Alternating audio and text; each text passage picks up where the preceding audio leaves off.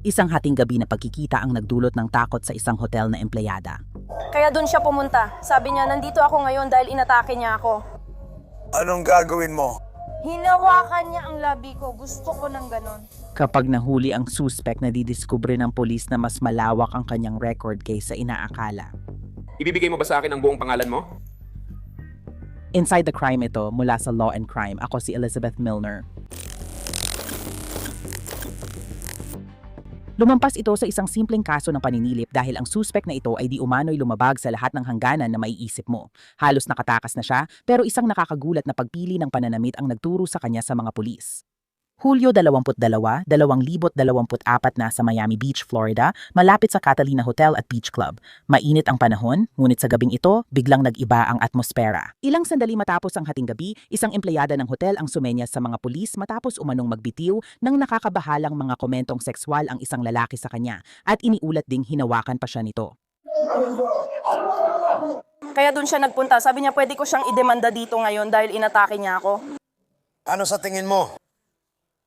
Hinawakan niya ang mga labi ko? Parang ganun nga, pero Parang ganoon. Ayos ka lang? Tinawagan ba niya ang fire rescue? Gusto mo bang sumama? May alam ka ba tungkol sa kanya? Mag-isa ka ba dito? Hindi, nagtatrabaho ako sa hotel. Hindi tayo pupunta pero halika dito. Tinawagan mo ba ang siyam na isang-isang o iba pa o hindi? Ano ang itsura niya? Maliit na lalaking Kastila, mga 5-6 ang taas pandak siya, naka-shorts, parang naglalakad-lakad lang siya dyan sa paligid. Hispanic siya, mga 5-6 ang taas. Sabi niya, anong kulay ng shorts niya? Puro itim ang suot niya at may fedora. Sige, puti-puti, lalaki itim, lalaki puti. Espanyol siya. Kaya mo bang maghintay dito ng 2 segundo? Kung hindi mo siya makita, hanapin mo siya. ano bang eksaktong ginawa niya? Isa-isa ba? Sige, pumunta siya sa hotel namin, Anong hotel ninyo? Pat Adino. Tapos sabi niya, pwede mo kaming bantayan at ako naman sandali lang. At nung papatukin ko na sana siya sa balikat, bigla niya akong sinuntok. Sinuntok ka gamit ang kamao. Naalala mo ba kung kanang kamay o kaliwang kamay ang ginamit niya? Ginawa niya iyon gamit ang parehong kamay? Kaya tinapik mo siya tapos bigla ka na lang niyang sinuntok. Oo, bakit? Just, Akala niya ba tinulak ko siya? Kaya nung ginawa ko yun, parang ganito siya. anong ginagawa niya? Anong sinusubukan mong gawin? Pigilan siya sa ano. Ano ang ginagawa niya? Nasa system at computer namin siya, tapos may mga party kami. Nagtatrabaho ka sa pedal, okay, doon ka nagtatrabaho. Sa totoo lang, wala siya sa sistema at sinusubukan kumuha ng kwarto. Hindi. Hindi, parang sinusubukan niyang mag-masturbate sa hotel. Salamat. Ayon sa babae, hindi bisita ng hotel ang lalaki. Pumasok lang siya mula kalsada at sinubukang mag-login sa mga computer ng hotel pero hindi para magpareserba. Maghanap ng ilang X at X na ganito. Yan ay porno. Anong meron? Pinipigilan namin siya kapag may gagawin siya. Noon galit ako. Tinawag niya ako, sensitibo siya, at dun niya nahalikan ng pisngi ko. Sige, ano pang nangyari? Tumakbo lang siya. Sinubukan niyang balewalayin. Sabi ko, hoy, sandali, anong meron? At pagkatapos, nagpasya ka, sinubukan mong ipagtanggol ang sarili mo at doon ka tumakbo palayo. Kaya nagsimula akong sumilip ng kaunti, bumalik ka dito. Sinubukan ko siyang sundan at inilabas ko ito. Oo, tungkol ito sa buhok. Hinila niya pababa ang pantalon at sinabi, kung gusto mo, ibibigay ko sa'yo ngayon. At ibinaba niya ang pantalon niya. Napakaliit. 1 pulgada lang ito. Sige, ayos lang. Kaya sumuntok siya. Sige, ayos lang. Sinabi mong Hispanic siyang lalaki. 5'7", 5'7". Nasa isang itim kami. Oo, nasa likod kami. Fedora. Medyo nasa bahay na. Oh, Panginoon. Parang mas matandang lalaki. Oo, nakakapag-move on ka na. Oo naman, gusto ko siyang idemanda sa korte. Makalipas ang halos 10 minuto, nakita ng mga pulis ang lalaking pasok sa paglalarawan ng suspect na kaitim na damit at fedora na nasa burgeran sa kanto. Mabait siya, di ba, babe? Huwag kang lumingon, huwag kang lumingon, huwag kang lumingon, huwag kang lumingon. May gagawin ako. Huwag kang mag-fing. Maghanda ka, maghanda ka. Ang tindi nito. Anong nangyayari? Encarador? Yan ay...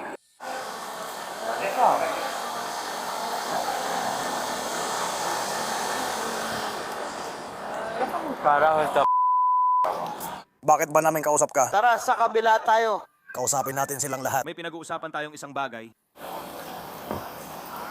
Ano ba yan? Ang pinag-uusapan mo? Ano ba yan? Ano bang sinasabi mo? Wala namang tumawag sa'yo. May dala ka bang armas o katulad niyan? Meron kang isang bagay na. Hoy pare, anong ginagawa mo? Ano? Ano ang... Mina, Nakilala ko ang lalaki bilang si Jabez Cardoso Rodriguez, 30. Pero bago siya ikulong, kinumpirma muna ng pulis sa nag-report na siya ang tamang tao. Nasa kaliwang gilid siya ng kalsada nakaupo. So just... Hindi kanya makikita, pero... Sabihin mo lang sa akin kung oo o hindi.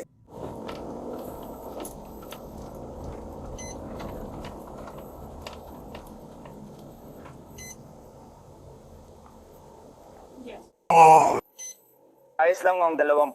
Alam kong nasabi mo na sa opisyal, pero pwede mo bang ulitin sa akin? Oh, sige, naririnig mo ba ako? Oo, pwede bang kayong lahat? Kung gusto mong tumingin, sige. Pero kung gusto mong ipadala ko, kausapin mo siya. Nandito lang siya. Gusto niyang pumunta at sabi niya kailangan niyang gumamit ng computer. Pero sabi namin hindi pwede dahil para lang sa manager ang computer na yon. May credit card at files kami. Gusto ng mga kumpanya yung madaling gamitin na posibleng mapanlin lang na singil. Kaya sinusubukan naming pigilan ito. Kaya sabi ko, hoy, anong ginagawa mo? Anong ginagawa mo? Anong ginagawa mo? Paulit-ulit kong tinatanong yon nang hindi na nanakot. At pagkatapos, pag pinatay ko na yung monitor, pumupunta siya sa kaliwang bahagi niya. Sinuntok niya ako at tapos parang sasabihin ko sana, uy, ayos ka lang ba? Kasi parang mukhang lutang siya at malamang may tama. Lumaki ang mga itim ng mata niya. Yan ay isa pang bagay. Pumupunta siya sa computer at nagtatype ng mga porn, kaya yung porn site na alam kong nakita ko ay X at X. Sige. At kaya muntik ko na siyang tapikin sa balikat, muntik na, at bigla niya akong sinuntok sa pisngi ko sa kanan. Sinuntok ka niya matapos mong ilagay ang website. O, sinuntok niya ako, sige. Kaya sinaktan ka niya pagkatapos ng buong website. Tapos sasabihin mo sa kanya na tumigil dito. At kaya paglapit ko sa kanya, sabi ko, uy, may kwarto ka ba dito?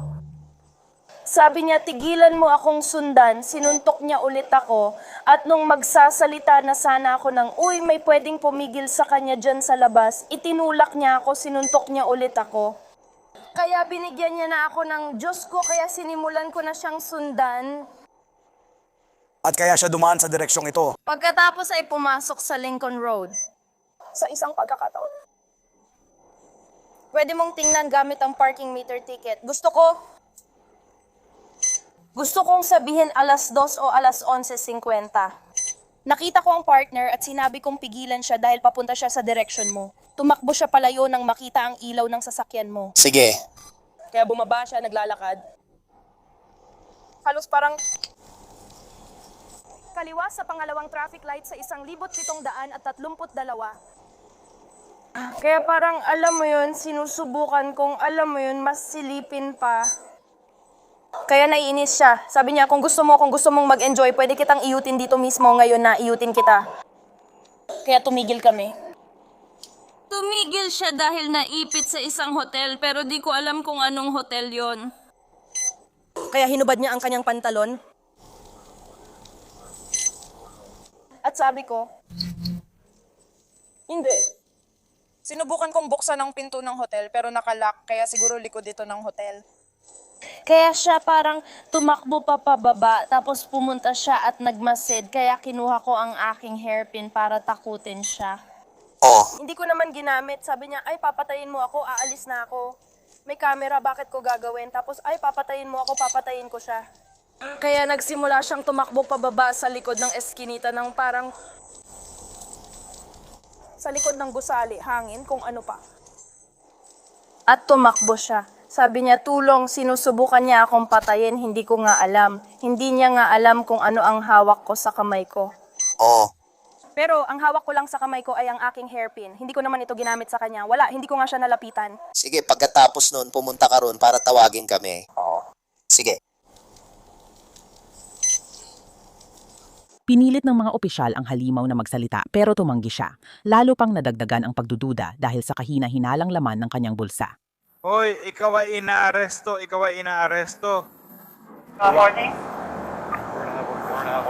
Kailangan ko ang iyong pagkakakilanlan, kung hindi ay magkakaroon tayo ng bagong kaso. Halika, ilabas mo ang kamay mo, ahente. Sasabihin ko ang pangalan mo, pero bibigyan pa kita ng isa pang pagkakataon. Ano pangalan mo?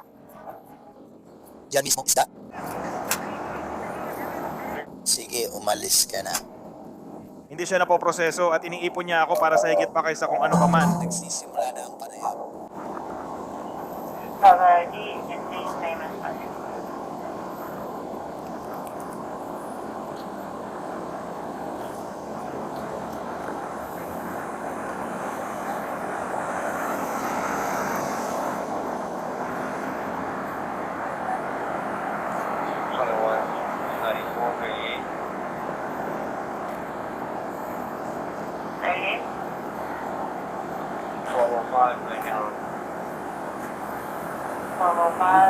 Tama, kung naririnig mo ito, tulungan mo akong makaalis. Amen.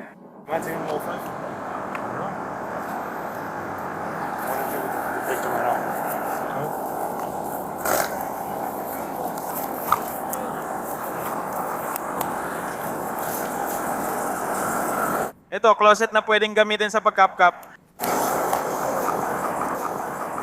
Ayun na pare, halika na. Ayan na. Tama, ang galing talaga, putang ina.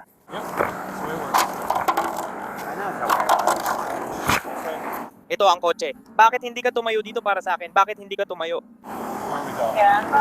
Diyan mismo, tama oh. Nandyan sila. Nasa iyo na. May susuot ka na.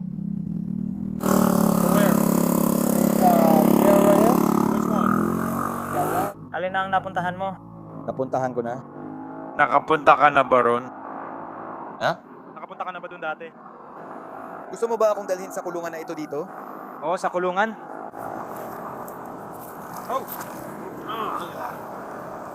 Ilabas mo yan dyan. Ano yun sa likod ng bulsa niya? Dyan? Sa likod ng bulsa? Mga pare, naririnig nyo ba ang usapan nila?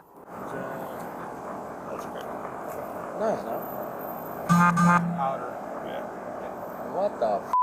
You just put that in my pocket? Corrupt? Mga tiwaling pulis naman. Alam nyo ba, may mga camera tayong naka-on. Nilalagay niya sa bulsa, putang ina. Dinadagdagan pa niya kaso niya. Grabe, putang ina, bulsa ko na lang. Sira ulo talaga yung tao na yun, di ba? Putang ina, bulsa ko na lang. Wow. November 16, 17 for the unit number 2 survival boyfriend to leave the apartment. You call that unit advising that subject has less than a COA, 109, no 15. Carry your next available or not? Hawakan ko siya. Kunin mo ang bag para mailagay ko ito. Oh, sandali lang Andy. Itapon mo lang ang mga guwantes. 109, no 15. 110 request. Yeah, okay. 109, no 400. Yeah, no.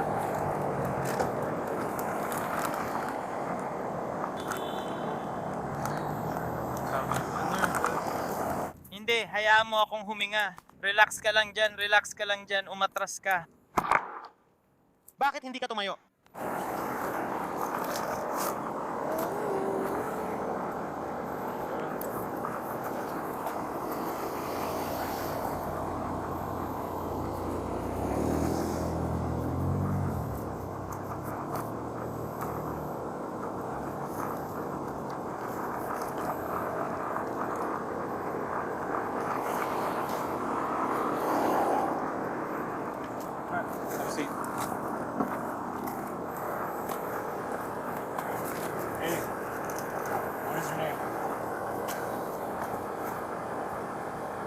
You're already going to jail, man.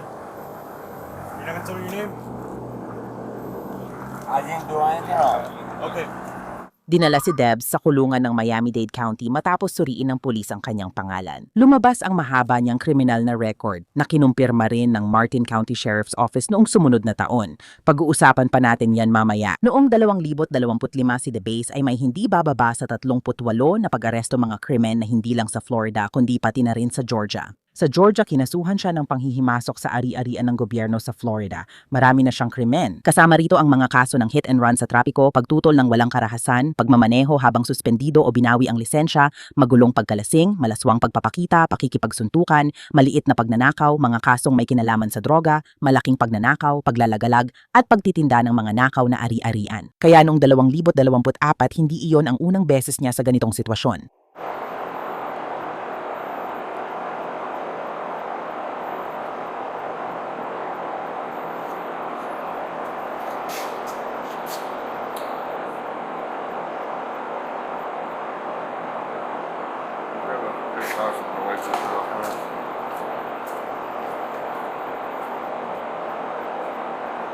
Have a seat here.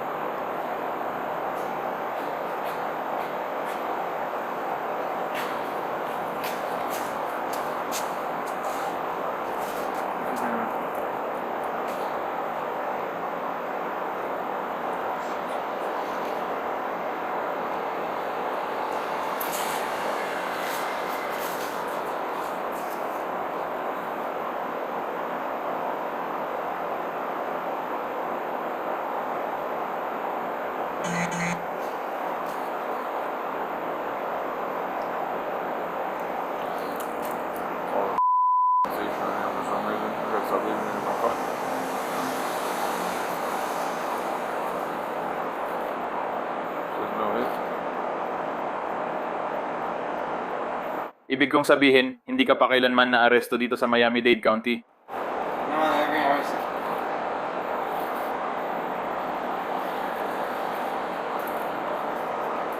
Kailangan pa natin kumuha ng isa pa. Kailangan pa natin kumuha ng isa pa.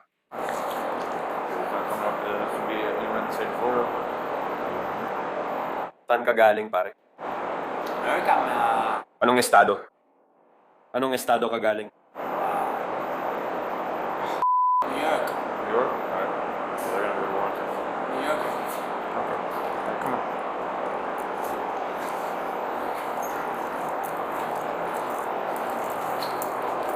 Rivera, walang nakuha. Kumuha sila ng warrant. Teka lang, teka lang.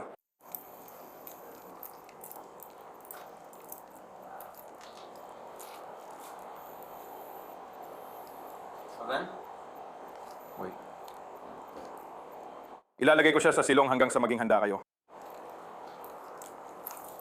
Okay. Anong gagawin mo sa akin? Hindi ko alam kung anong gagawin nila sa'yo. Halika dito. Gusto mo bang ibigay ang pangalan mo sa kanya? Gusto mo bang ibigay ang buong pangalan mo sa kanila?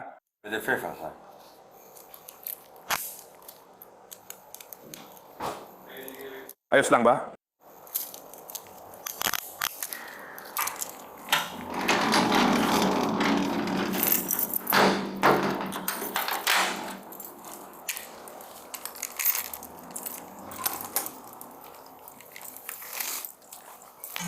X-ray 2080-06. Okay, sir. Thank you, maybe.